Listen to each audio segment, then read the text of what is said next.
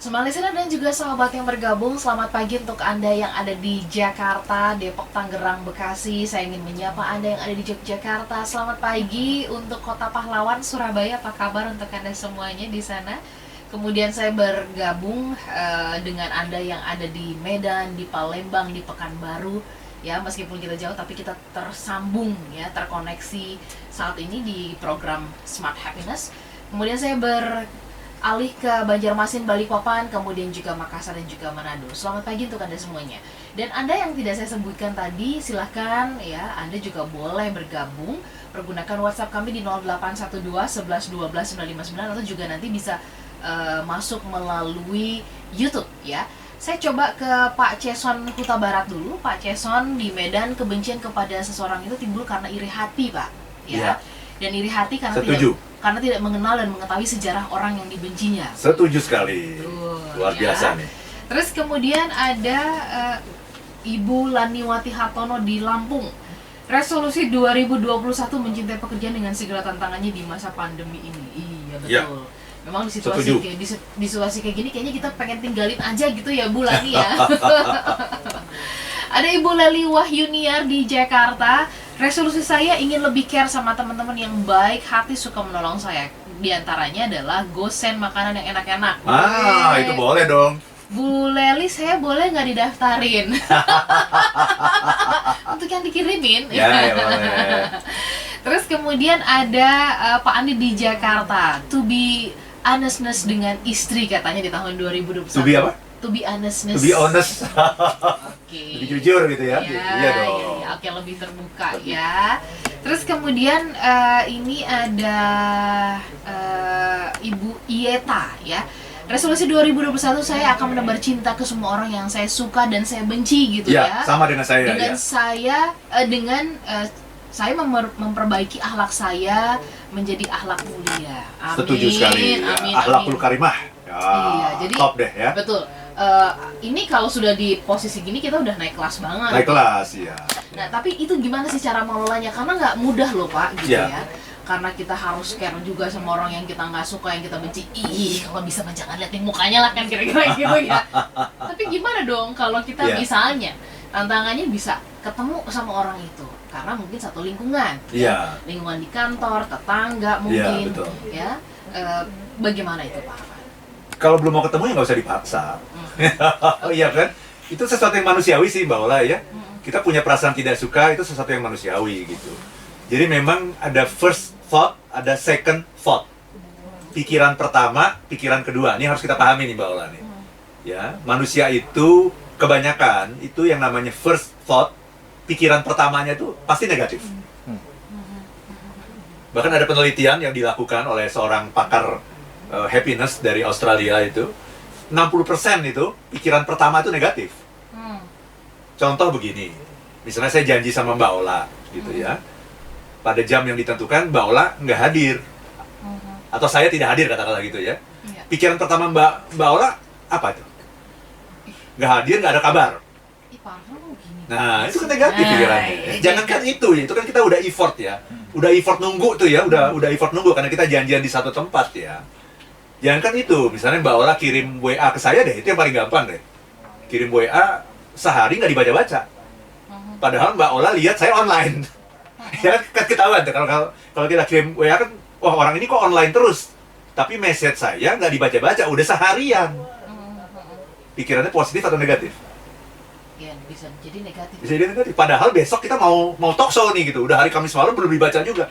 Kan negatif gitu. Jadi pertanyaan itu wajar nggak?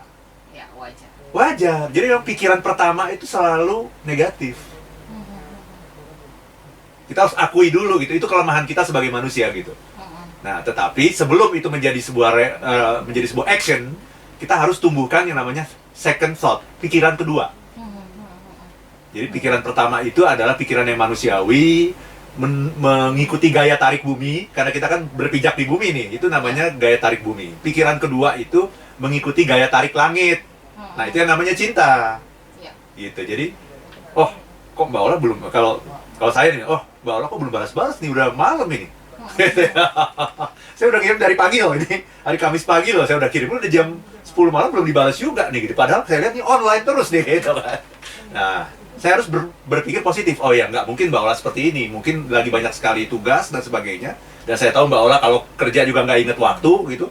Mungkin nanti baru dibaca jam 12 malam nih gitu.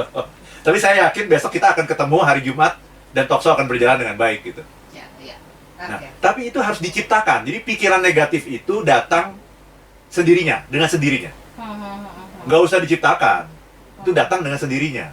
Ya, ya. Tapi pikiran positif itu harus selalu diciptakan, Diperjuangkan ya. diperjuangkan. Jadi yang namanya cinta juga adalah sebuah perjuangan yang luar biasa, Mbak.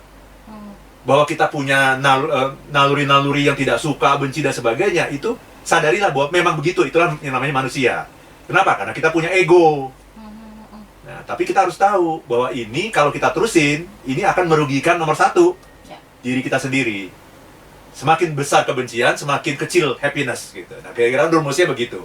Ketika kita menyadari itu, maka oke, kok saya ada kebencian ya? Ya nggak apa-apa, saya juga lagi berjuang kok. Saya bisa ngomong seperti ini pun saya lagi berjuang loh, Mbak. Ini saya belum berhasil, ini kan baru hari ke-15 ini kan. Ya, ya. Saya juga belum berhasil, masih sering kalah juga. Saya mengakui, oh saya kalah memang. Namanya orang lagi berjuang kan gitu. Tapi sedikit demi sedikit nanti kekuatan kita akan makin besar gitu ya. Saya belajar dari personal trainer saya gitu, kalau fitness itu, yang namanya beban itu jangan langsung dikasih 50 kilo, jangan 5 kilo dulu. Shock lah Nanti shock, nanti badan sakit-sakit. Kasih yang 5 kilo dulu, udah sanggup, udah bagus, 10 kilo, 15 kilo. Dikit-dikit, jadi ini baru hari ke-15 nih. Nanti insya Allah di akhir tahun benar-benar jadi orang yang benar-benar bisa see through the eyes of love gitu. Oke, oke. Itu Mbak Ola. Baik. Kita ke YouTube sebentar, ada Ibu Ita Rosita di sana. Selamat pagi, Pak Arfan, Bola ya. Selamat tahun baru. Belum lewat lah. Selama masih tahun 2021 itu tahun yang baru dibandingkan tahun 2020. Ya. Nah, saya love dengan acara ini, jangan di stop, enggak. Nanti Ya. hanya perlu dirapihkan. Akan ada banyak sekali kejutan-kejutan di tahun 2021 ini ya. Iya betul. Tenang aja ya, pastinya kami tentu harus berterima kasih juga loh kepada Ibu Ita Rosita dan juga tadi semua narasumber yang saya sudah sebutkan, bahkan yang nggak saya sebutkan. Iya. Karena berkat Anda lah ya, kami dianugerahi ada Malik Award sebagai media radio terbaik. Kalau dipikir-pikir, aduh banyak banget kurang-kurangnya. Betul, begitu tapi kok ya. bisa jadi terbaik gitu ya? Kenapa jadi yang bisa jadi Di tahun yang terbaik? 2020 lagi, tahun yang penuh Betul. tantangan ya, di mana kita banyak Betul. talk show melalui Zoom ya. Betul, betul. Kan luar biasa tuh. Nah, nanti Anda bisa temukan jawabannya di dalam talk show perbincangan kami jam 8 ya, karena Oh, kami bicara oke. dengan juru bicara dari Kementerian Luar Negeri. Wow, ya. Kita harus tanya nih, Iya. ini beneran gak sih gitu ya? Benar nggak sih? Pengen tahu gitu. Kenapa ya, gitu? Kenapa kok jadi? Karena banyak orang yang mempertanyakan, ya nggak salah. Kenapa ada orang yang mungkin mempertanyakan, nyinyir dan sebagainya? Iya, Ya, iya. karena nggak tahu. Karena tidak paham, makanya perlu ada acara khusus. Yes, Iya. ya, untuk menjawab itu semua. Nanti jam 8 ya. Iya, Baik. siap. Kita sambung perbincangan ya. Pak Arfan, kalau bicara mengenai tadi memahami begitu. Ini ada pertanyaan dari banyak smart listener begitu ya. Kenapa kita yang harus selalu memahami ya? Kenapa orang lain nggak bisa memahami sih? Kan ada banyak orang yang berpikir begitu ya. Iya. Saya sudah melakukan ini, sudah mengerti, sudah memahami, sudah menerima. Kenapa kok orang lain nggak bisa kayak gitu gitu? Kenapa harus selalu saya misalkan Iya. begitu ya? Very good question, ini Ya. bagus sekali dan ini saya yakin ini pertanyaan banyak orang ya. Iya. Kenapa kita? Karena yang ingin bahagia siapa? Kita. Ya udah, itu aja. Itu aja, karena kalau Gitu kita ya. ketidakbahagiaan itu berkorelasi positif dengan ketidakpahaman. Hmm. Saya ulang ya, ketidakbahagiaan itu berkorelasi positif dengan ketidakpahaman. Kalau kita nggak paham, kita nggak akan bahagia karena banyak sekali hal-hal di luar kita ini yang tidak sesuai dengan yang kita mau gitu. Jadi cara untuk bahagia gimana? Paham. Tapi, nah ini kan tadi Mbak Ola di awal juga mengatakan, apakah ini akan membuat kita jadi permisif dan sebagainya? Bisa, kalau kita tidak bisa membedakan apa yang namanya memahami dengan menyetujui. Ya, ya. Kalau kita selama kita masih bisa membedakan, itu fine gitu. Itu fine gitu. Jadi saya paham, saya tidak setuju. Saya paham bahwa memang maturity level orang ini baru sampai di situ. Ditegur sama atasan langsung ngambek. Kan kita marah kan? Kalau sebagai atasan kita marah, wajar nggak? Wajar kalau kita sampaikan yang terbaik kan, kamu pingin performance-nya bagus kan? Dan saya sampaikan feedback, kamu marah. kamu ngambek, terus kamu nggak masuk berapa hari, gitu kan. Ya wajar, gitu Pak. Sebagai leader kita marah wajar, tapi kemudian kita pahami, oh iya ya, memang cara pikir dia tuh seperti itu. Dia bukan berpikir bahwa kita sedang ngasih feedback. Dia berpikir dia sedang dihakimi. Dia berpikir bahwa nasibnya di perusahaan ini terancam. Wajar nggak kalau dia defense seperti itu? Dalam kacamata dia. Wajar. Ya udah kita pahami, ya memang anak ini levelnya baru sampai situ. Baru level 1 dalam pembelajaran yang namanya kedewasaan gitu. Baru level 1 dia, wajar. Justru tugas kita sebagai atasan adalah apa? Meningkatkan dari level 1 ke level 2, level 3, level 4, dan seterusnya. Ya. Nah, tapi cara meningkatkannya gimana? Berarti kita harus memahami, oh iya ya, ya nggak apa-apa nak, kamu memang baru levelnya baru TK. Ya nggak apa-apa. Gitu. Dan dengan dipahami seperti itu, oh iya ya, dia jadi akan merasa, iya ya, saya harus meningkatkan ini. Nggak boleh TK terus dong, harus naik jadi SD, SMP, SMA, dan seterusnya gitu. Ya. Jadi itu, memahami, tolong bedakan dengan menyetujui, Mbak Ola. Itu aja kuncinya. Smart Listener dan juga sahabat yang bergabung, mencintai apakah juga sama ini memberikan ruang ya di dalam diri kita untuk orang lain ya? Ya. Jadi kita bahas di sesi Very good question berikutnya. ini bagus banget nih pertanyaan Mbak Ola nih. Kami jeda sesaat untuk satu sesi yang terakhir dan Anda masih kami nantikan untuk memberikan catatan resolusi cinta Anda di tahun 2021.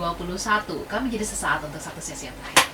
Smart Listener dan juga sahabat yang bergabung, terima kasih Anda masih bergabung bersama dengan kami dalam Smart Happiness ya, edisi perdana di tahun 2021. Kami membahas mengenai 2021 with love.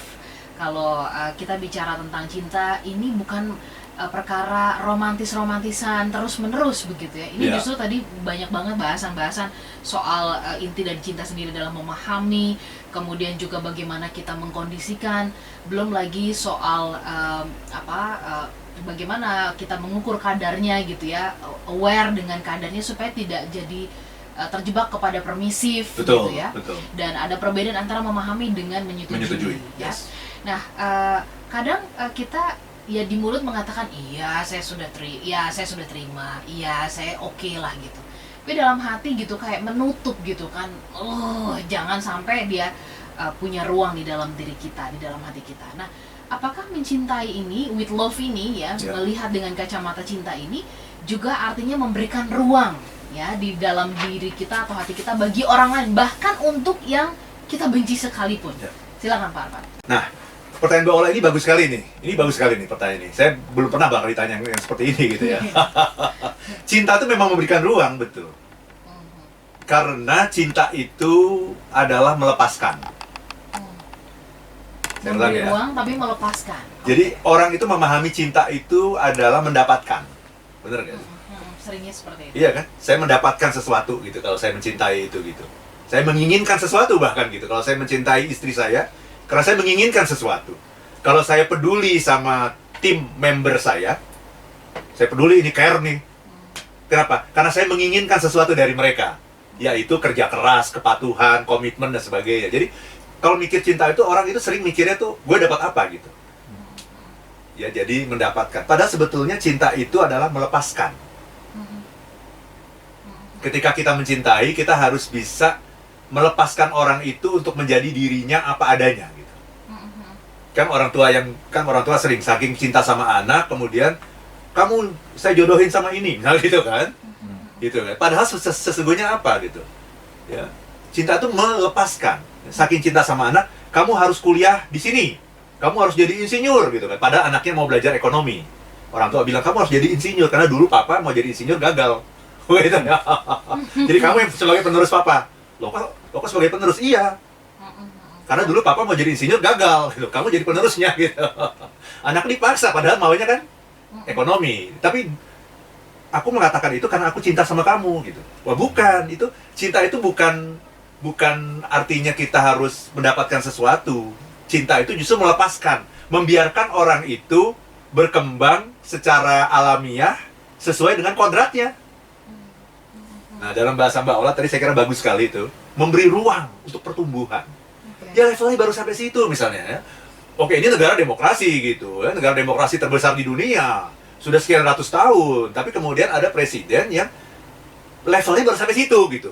Ya udah kita terima aja gitu. Bukan sesuatu yang tabu gitu. Dan ini kita pahami aja gitu. Oh ya memang ada juga ya ternyata ya. Udah kita pahami. Memang level demokrasinya baru TK gitu. TK itu apa? Nggak mau kalah. Kalau berantem sama teman, kalau kalah dia akan merebut mainan temennya kan gitu. Ya udah. Memberi ruang untuk bertumbuh. Gitu ya. Memberi ruang untuk bertumbuh. Itu ya, baru. Saya pernah satu kali merasa sangat jengkel begitu ya, karena merasa yang saya kerjakan bersama dengan teman-teman kok malah orang lain yang dapat penghargaan dan bahkan nggak ngasih tahu nih ya, dapat penghargaan di tempat yang lain gitu. Saya marah, kesal gitu. Wajar dong, wajar. Ya? Nah tapi habis itu saya dikasih tahu gitu ya oleh salah satu narasumber, Kampri waktu itu.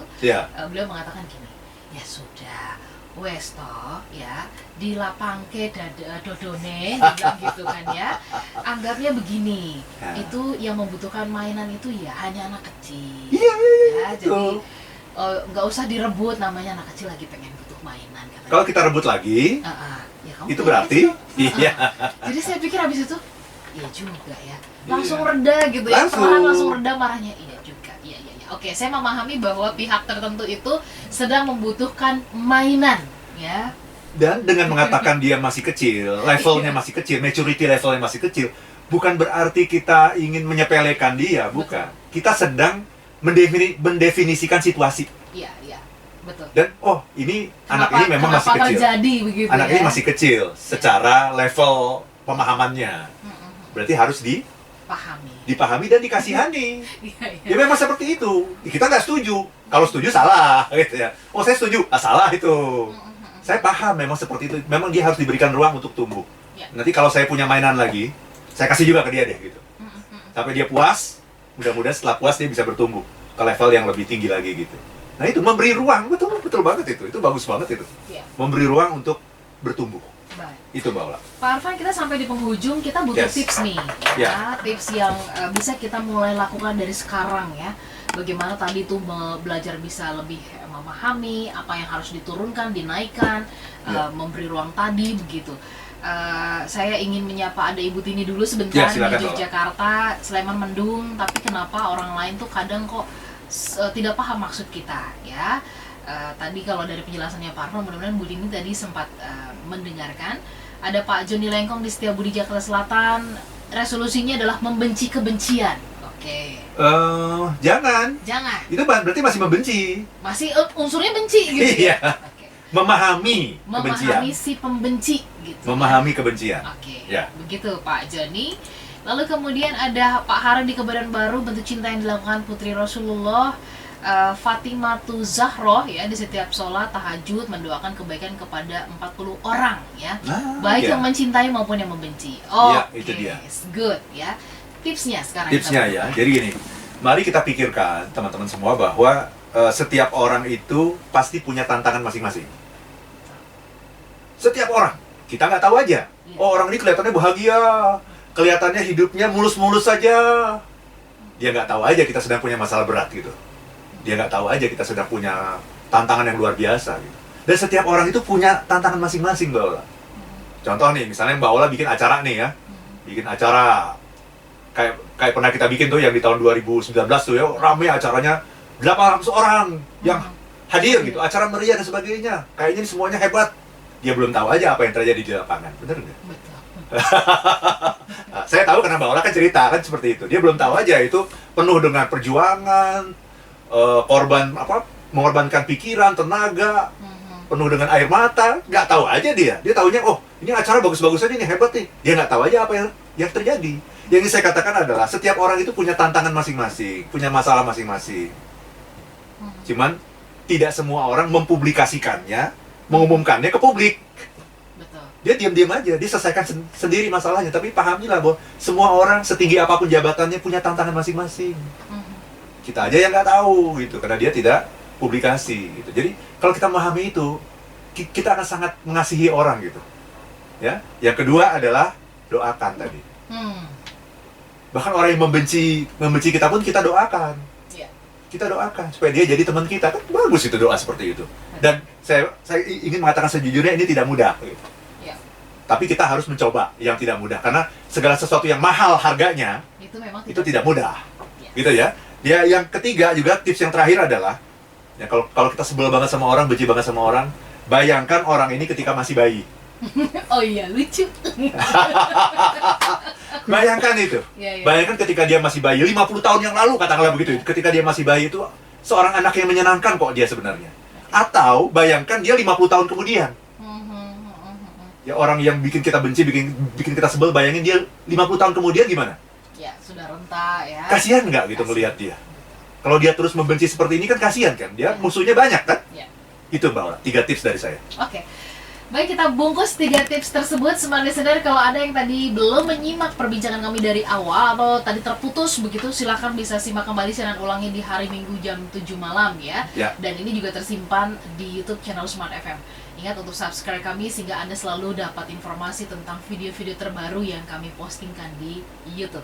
Kami pamit, sehat-sehat untuk Anda. Selamat mencintai, selamat melihat segala sesuatu dengan kacamata cinta Ya. di tahun Very good, 2021. Saya Lanur Lija. Dan saya Arfan Pradiansyah.